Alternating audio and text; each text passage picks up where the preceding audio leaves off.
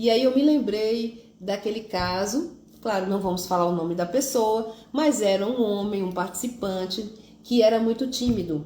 E eu me lembro que nós fazemos entrevista com as pessoas que entram nos grupos. E na entrevista ele relatou que ele era uma pessoa tímida, que tinha dificuldade de se colocar. Sim, eu sei. Lá na entrevista ele sim, colocou só isso. para nós falou. Sim. Porque ele já estava dançando no grupo, e no grupo ele não falava nada. Não falava nem isso, nem outra coisa. Ouvia, ficava quietinho, sim. Sempre muito discreto, uma pessoa discreta, uma pessoa tímida. E que ele, inclusive, falou que no trabalho sim. ele já tinha perdido algumas oportunidade de promoções dentro do trabalho, eu lembro bem. Para ocupar um lugar de liderança, sim, ele precisava se colocar em reuniões, ele tinha dificuldade de falar em público. Tinha que fazer apresentações, você lembra? Alguns aí ele colocava todo no PowerPoint, mas não podia colocar todo, ia ler o tempo inteiro, ficar lendo assim do PowerPoint. E antes da apresentação sempre tremia, ficava ansioso, né? Às vezes não dormia de noite quando tinha uma apresentação no outro dia.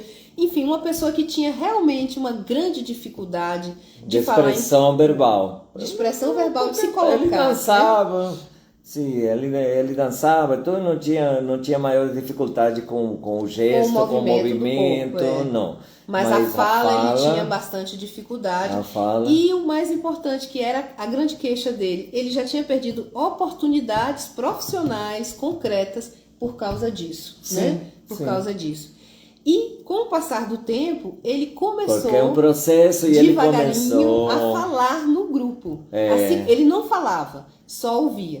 E aos poucos começou a falar pouquinho, a gente também provocava um pouquinho. Sim. E aí se ele quisesse Mas o grupo, esse grupo era maravilhoso. Aí porque eu quando era adolescente também tinha essa questão. Quando era adolescente, jovem, as pessoas falam hoje, sou tagarela demais, falo sem parar, adoro falar como todo professor, sou professor da escola pública, eu falo o tempo inteiro. Mas eu tinha essa dificuldade e eu fui radical, eu fui fazer o contrário, fui fazer teatro, para me desafiar assim, violentamente. Eu sentia que ia morrer. Era terrível. No caso dele, que era um homem, tá? Não vou falar o nome, mas era um homem.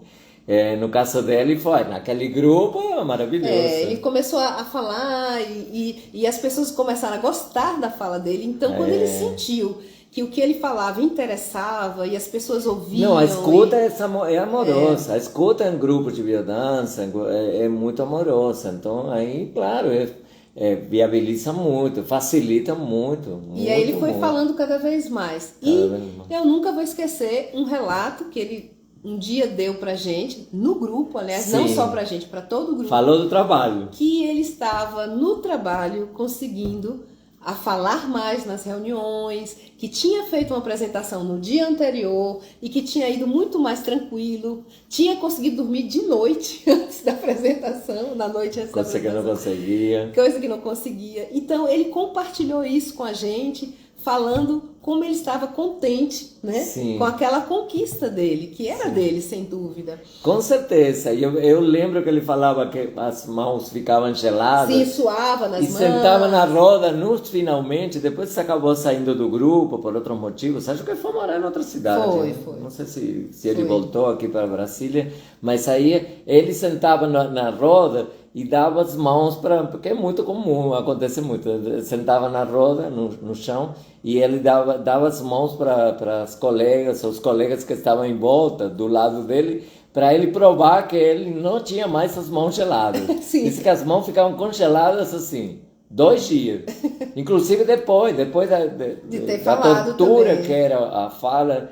Quando ele conseguia falar, ele continuava com as mãos geladas, assim, 2 dias. Mas nunca vamos esquecer esse caso, porque foi um caso, assim, muito emocionante. Foi muito emocionante pra gente também. Sim, acompanhar o processo dele, né? Progressivamente. Sim, né? Então, para ele foi uma grande conquista, inclusive profissional, abrir portas para ele, né? Na profissão, no trabalho dele. Sim, muito gratificante, é muito bom. Então, isso é uma mudança de expressão, né? A capacidade de expressão. Nesse caso, a expressão da voz, né? Que passa pelo corpo também, sem dúvida, né? Então, essa desinibição, essa capacidade de se colocar, de expressar e de ser o centro da roda, né? De estar no centro e ser protagonista, dizer, olha, eu posso, né? Eu posso estar aqui. Então, isso é uma mudança, né? E é uma mudança super positiva, mas mesmo assim, o ser humano dá um jeito de falar. Não, o que tem de mal? Todo mundo sente assim, todo mundo é assim. Eu sou solidário, eu sou uma pessoa assim... generosa. Sou generoso. O que tem de mal? Você está querendo que eu passe a ser um antipático, que eu passe a ser uma pessoa que não ligo para ninguém, que só penso em mim, só olho para o próprio umbigo? Não é disso que estamos falando, de jeito nenhum. Não é isso, mas a gente usa isso muito, muito, como não, eu não, então não vou fazer biodança.